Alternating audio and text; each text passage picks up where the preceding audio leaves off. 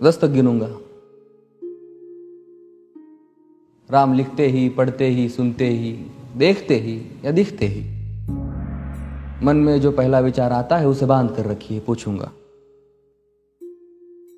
1 2 3 4 5 6 7 8 9 9 9। हाथ काट कर रख दूंगा ये नाम समझ आ जाए तो।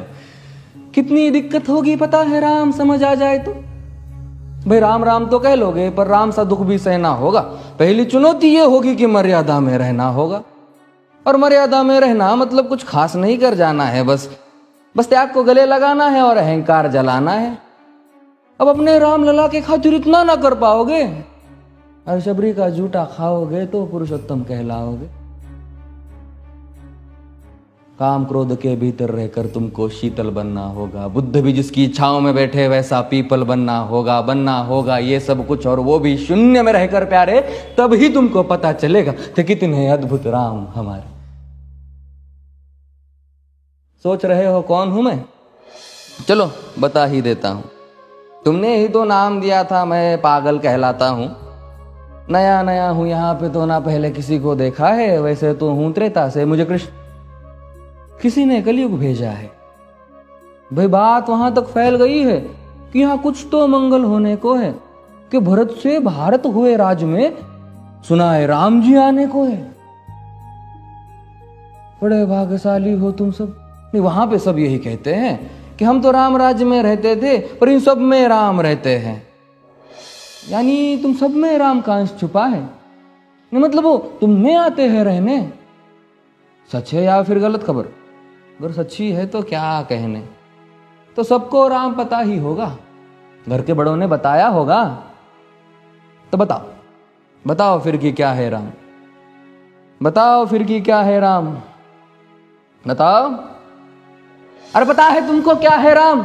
या बस हाथ धनुष तरकश में बांध, या वन में जिन्होंने किया गुजारा, या फिर कैसे रावण मारा लक्ष्मण जिनको कहते भैया, जिनकी पत्नी सीता मैया। फिर ये तो हो गई वही कहानी, एक था राजा एक थी रानी। क्या सच में तुमको राम पता है?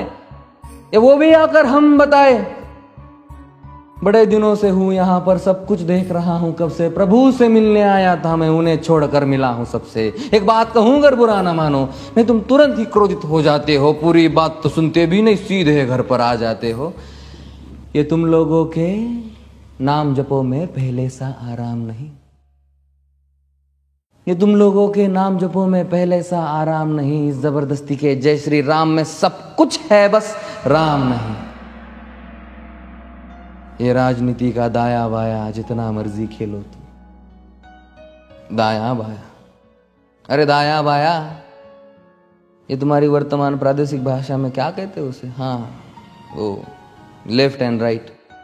ये राजनीति का दाया बाया जितना मर्जी खेलो तुम चेतावनी को, लेकिन मेरी अपने जहन में डालो तुम। निजी स्वार्थ के खातिर अगर कोई राम नाम को गाता हो तो खबरदार अगर जुर्रत की और मेरे राम को बांटा तो। भारत भू का कवि हूं मैं, तभी निडर हो कहता हूं राम है मेरी हर रचना में, मैं बजरंग में रहता हूं।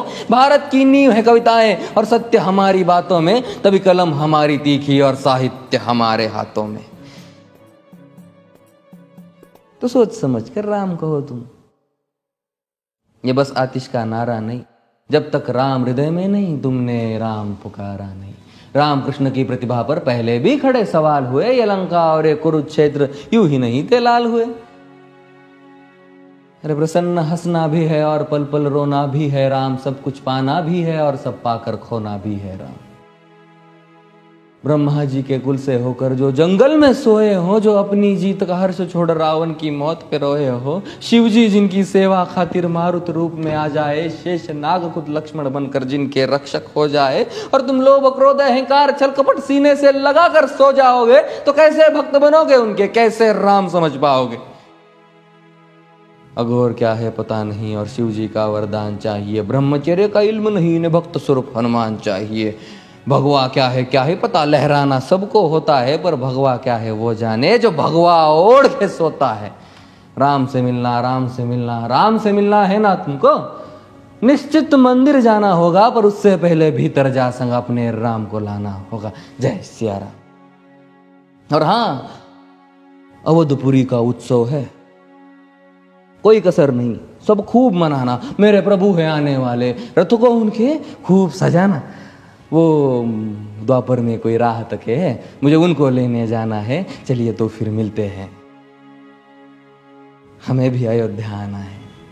जय सिया राम। फिर से